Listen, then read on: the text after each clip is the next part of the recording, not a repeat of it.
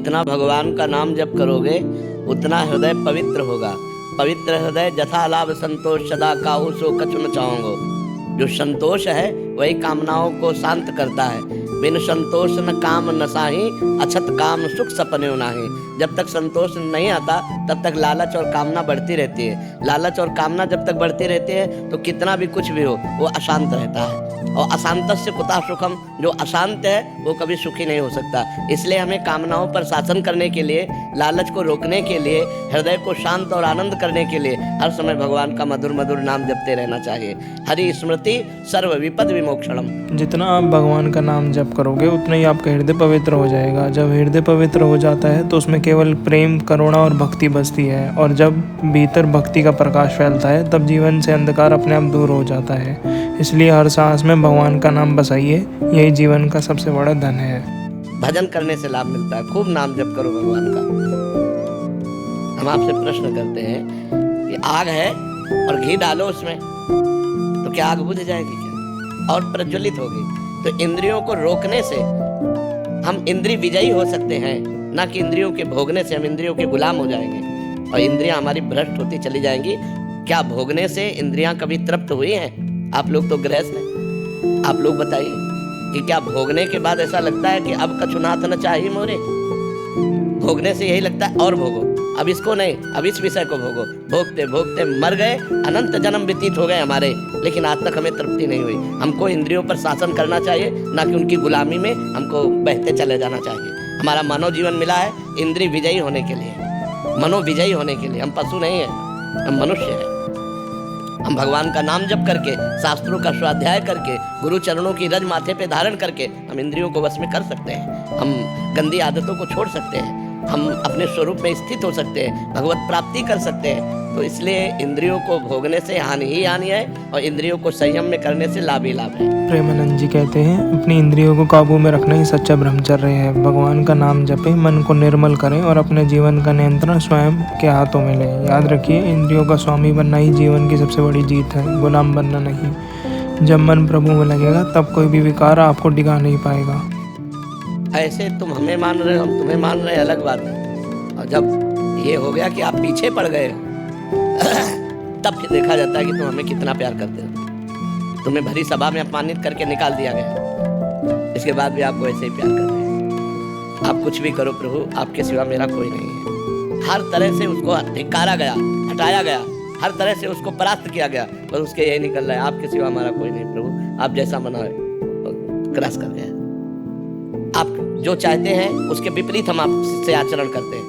इसके बाद भी आप कहा कि आप जो लीला मनावे सो करो प्रभु, ये तन ये मन ये प्राण सब आपका है, आप जैसा आदेश करें। जैसा वो बात फिर लगता है कि ये मेरा है। देहाभिमानी और प्रेम ये दोनों एक साथ नहीं रहते। देखो ना, हमारे भगवान सर्वलोक महेश्वर होकर प्रियाजू से विनय करते हैं, प्रियाजू के आगे हाथ जोड़े खड़े रहते हैं, क्योंकि वो राधा किशोरी से प्यार करते हैं तो हाथ जोड़े खड़े रहते हैं। सर्वलोक महेश्वर है, जिनकी भ्रकुटी विलास सृष्टि लय हुई, वो हमारी लाडली जी के सामने हो। तो मतलब ये तो प्रेम का तो प्रेम में क्या है, बिक जाना होता है। जिससे हम प्यार करते हैं उसके हाथ बिक गए। यहाँ लोक में प्रेम थोड़ी होता है, यहाँ तो काम वासना है, यहाँ प्रेम थोड़ी है। प्रेम तो वो चीज है कि हम आपसे प्यार करते हैं, अब आप हमें कटवा दे भी तो मैं आपसे ही प्यार करूंगा। आपके सुख के लिए मेरा जीवन है, आपके लिए मेरा जीवन है। लेकिन यहाँ ऐसा नहीं होता। प्यार का नाटक केवल वासनाओं की पूर्ति के लिए, प्यार तो भगवान से होता है। और जब अगर प्यार आपका शुद्ध है तो वहीं भगवान विराजमान है। जहाँ प्यार है, माता पिता से शुद्ध प्यार हो जाए, पत्नी से शुद्ध प्यार हो जाए, पति से शुद्ध प्यार हो जाए तो भगवान की प्राप्ति हो जाए। प्रेम में बड़ी सामर्थ्य है। पति प्रेम में, मातृ प्रेम में, पितृ प्रेम में प्रेम करो। प्रेमानंद जी कहते हैं, सच्चा प्रेम वही है जिसमें शर्तें नहीं होती। चाहे सामने वाला जैसा भी व्यवहार करे, आपका प्रेम उसके लिए वैसा ही बना रहे। अगर कोई आपको डांट भी दे, अनदेखा भी करे, फिर भी आपके हृदय में उसके लिए प्रेम बना रहे, यही सच्चा प्रेम है। प्रेम वह नहीं जो सुविधा और स्वार्थ से बढ़े घटे, बल्कि वह है जो हर परिस्थिति में अटल रहे। जब आपका प्रेम भगवान की तरह निष्काम हो जाए तब वह अमर हो जाता है। याद रखिए, सच्चा प्रेम बदलता नहीं, बस और गहरा होता जाता है। अब आप जैसे प्यार करने लगे तो मुझे लगता है मेरा प्रभु इस रूप में प्यार कर रहा है, मेरा प्रभु इस रूप में प्यार कर रहा है। पर प्रभु ही प्यार कर रहा है, व्यक्ति नहीं। व्यक्ति का हमारे यहाँ कोई गुंजाइश नहीं। कोई व्यक्ति हमसे प्यार नहीं कर सकता। हमसे जो प्यार कर रहे हैं मेरे प्रभु प्यार कर रहे हैं। इन सब रूपों में प्रभु आए हैं, व्यक्ति नहीं आया। हमारी दृष्टि में व्यक्ति नहीं है, हमारे प्रभु ये स्त्री पुरुष रूप धारण करके आए हुए हैं। हमें दर्शन देकर, हमसे प्रश्न करके, उत्तर सुन करके कृतार्थ करने आए हैं। हमको अपनी चर्चा में लगाने आए हैं। ये हम लोग समझ पा रहे हैं। आप कलयुग में पाए जान जगत में सब जन कपटी कुटिल कलयुगी टंचू, यहाँ प्यार नहीं। ये तो एक प्राण और दो देह, जो आप कह रहे हो अंग्रेजी में, हमें अंग्रेजी तो आती नहीं, किसी का भी हो। एक प्राण, दो मन, दो तन, ये सब दिखाई दे रहे हैं, लेकिन एक प्राण, दोनों के प्राण एक हो चुके हैं। वो जो सोचा वो उसके मन में आ गया, वो जो सोचा वो उसके मन में आ गया। ऐसा प्रेम जगत में मुश्किल है, जगत में ऐसा प्रेम देखने में मुश्किल है। सबको अपने अपने मन की चाहिए। हमारे मन के अनुकूल चलो तो हम आपसे प्यार करते हैं, प्रतिकूल हो गए तो आपसे प्यार नहीं। ऐसा प्यार जगत में कहाँ है? ये तो भक्ति में है कि अपने गुरु से प्यार किया और अपना मन प्राण दे दिया, तो जो गुरु की सोच वही शिष्य की सोच हो गई, जो शिष्य की सोच वो गुरु के अंदर स्फुरित हो गई। ऐसा भक्ति में देखा गया, साधना में देखा गया, संसार में तो नहीं देखा गया ऐसा।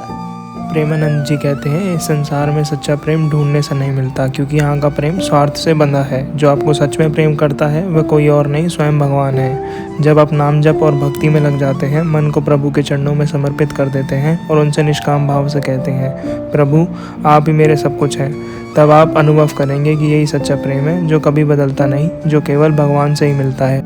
इसमें और विकल होना चाहिए।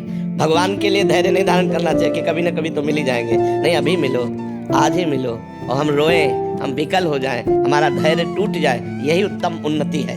परमार्थ की उन्नति है कि भगवान के मिलन के लिए, धाम के लिए हमारा धैर्य टूट जाए कि अब नहीं जिया जा रहा प्रभु, अब मिलो। अभी धैर्य है ना, खा पी रहे आराम से, दिनचर्या कट रही, ये धैर्य हमें ठीक नहीं लगता। हमें ऐसा धैर्य का बांध टूट जाए कि अब जिया नहीं जा रहा। जब देखो तब आंसू चल रहे हैं, प्रभु के लिए विकल है, प्रभु को पुकार रहा है, कब मिलोगे? आज का भी दिन गया, आज की भी रात गई, स्वप्न में भी नहीं आए, अब कैसे धैर्य रखूं? ऐसे विकलता होनी चाहिए। प्रेमानंद जी कहते हैं, प्रभु से मिलने की प्यास इतनी हो कि आज ही दर्शन हो। रोकर कहो, प्रभु आज भी आप नहीं मिले, सपने में भी नहीं आए। जब ये तड़प सच्चे दिल से होगी तभी प्रभु प्रकट होंगे। कि जब हमारे कर्म बिगड़ते हैं तो कोई जादू टोना करे या ना करे, हम वैसे परेशान रहते हैं। बुरी दशा आने के पहले बुद्धि बदली जाती है।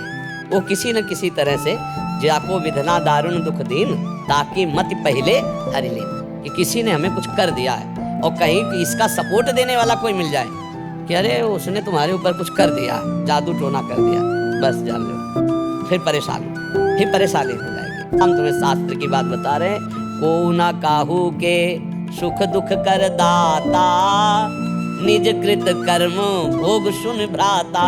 अब जैसे हमारे पाप कर्म है, अब कोई जीवात्मा हमको दंड देना चाहता है, अब वो भूत योनि का हो गया है, अब संयोग बनेगा और वो हमको दंड देगा, क्योंकि हमारे कर्म, और बिना झाड़ फूंक के अगर हमारा कर्म हट गया भोग का, वो अपने आप हट जाएगा, खत्म हो जाएगा। ऐसे ही रोग आ जाते हैं, ऐसे व्यक्ति से घटना हो जाती है, हम जा रहे हैं, हमारा कोई दुश्मनी का मतलब नहीं है, और जरा सा ऐसी घटना घटी, वो मार पिटाई, दुश्मनी और भारी दुश्मनी बन गई। कर्म, भूत का ऊपर आवेश आ जाना, या शरीर में रोग आ जाना, या कोई एक्सीडेंट घटना होकर शरीर का अंग भंग हो जाना, या किसी व्यक्ति से अचानक द्वेष हो जाना, ये और कोई नहीं है, ये हमारा कर्म है। अगर हम कर्म संभाल लें तो सब ठीक हो जाए। तुम तो बच्चा घर में रहते होगे, हम इस मसान में रहे गंगा किनारे, और जवान बचपन से 13 वर्ष से घूमते हैं, हमको कभी हमारे दिमाग में ना भूत चढ़ा और ना कभी कोई तंत्र मंत्र चढ़ा। खूब इस मसान में ऐसे कुत्ते लाश नोच कर गाँव में संस्कार कम करते, गंगा में प्रवाहित कर देते थे। अब तो नियम भी लग गए हैं कि आप ऐसे नहीं प्रवाहित कर सकते। पहले ऐसा कोई नियम नहीं था, 40-45 वर्ष पहले ऐसे फेंक दिए जाते थे, तो कुत्ते घसीट लाते थे, नोच रहे तो गंगा किनारे ही रहते थे। हम भी गंगा किनारे रहने पर कोई भूत नहीं रहा। इसलिए हमें लगता है नाम जप करो और भगवान का स्मरण करने से सब ठीक हो जाता है। और वैसे भी हनुमान चालीसा में लिखा है ना, भूत पिशाच निकट नहीं आवे, महावीर जब नाम सुना है। जिस समय भगवान के महाभागवत से हनुमान जी का स्मरण कर, भूत पिशाच निकट नहीं आए। हम जब बचपन में थे तो जिस एक घर में जाना होता था तो एक गली थी अंधेरी, दो होते हैं किसानों के यहाँ गाँव में, दो होते हैं, एक जहाँ जानवर और बैठक होती है और एक होता है घर जहाँ घर परिवार बहुएं रहती है, तो थोड़ा अंतराय होता है। तो वहाँ से जब जाओ तो अंधेरे गली थी, तो जैसे माता जी कहते बहुत डर लगता है, तो कहते थे हनुमान जी जपो। तो ऐसे आस पास देखो, अंधेरे में बिजली तो गाँव में होती रहती, तो जय हनुमान जय हनुमान जय हनुमान, तीव्र गति से भाग गए और अपने घर में गए जय हनुमान। और ये पक्का विश्वास था कि जय हनुमान कहेंगे तो भूत छुएगा नहीं, क्योंकि अम्मा ने बताया है कि जय हनुमान कहने से संस्कार बचपन से पढ़ते हैं। माँ ने भक्ति के संस्कार, भगवान के संस्कार डाल दिए। तो बच्चा निर्भय रहो, नाम जप करो, और जो कोई मानसिक या शारीरिक भूतावेश या किसी भी तरह का कोई भी दुख है वो हमारा कर्म है। ऐसे पूरे संसार में भूत है, किसी के नहीं चिपट जाएंगे, उसी के चिपटेंगे जिसका संस्कार है, जिसको भोग भोगना है। अब वैसे भी फिर वो कष्ट भोगता है जीव। तो इसलिए मुझे लगता है अगर नाम जप करो, भगवान की भक्ति करो, तो कोई परेशानी नहीं आएगी, कोई भूत प्रेत नहीं सता सकता है। प्रेमानंद जी कहते हैं नज़र जैसी कोई चीज़ नहीं होती, ये सब मन का वहम है। जो कुछ भी हमारे जीवन में होता है वह हमारे कर्मों का फल है। अगर आप भगवान का नाम जपते रहेंगे, राधे राधे करते रहेंगे, तो कोई नज़र, कोई बाधा, कोई विपत्ति आपको छू भी नहीं पाएगी। सुबह उठकर प्रभु का स्मरण करो, घर से निकलते समय प्रभु का नाम जपो और विश्वास रखो कि प्रभु ही आपके सच्चे रक्षक हैं। अगर आपको ये वीडियो अच्छा लगा हो तो इसे लाइक करें, शेयर करें, कमेंट करें और चैनल को सब्सक्राइब करना ना भूलें। राधे राधे।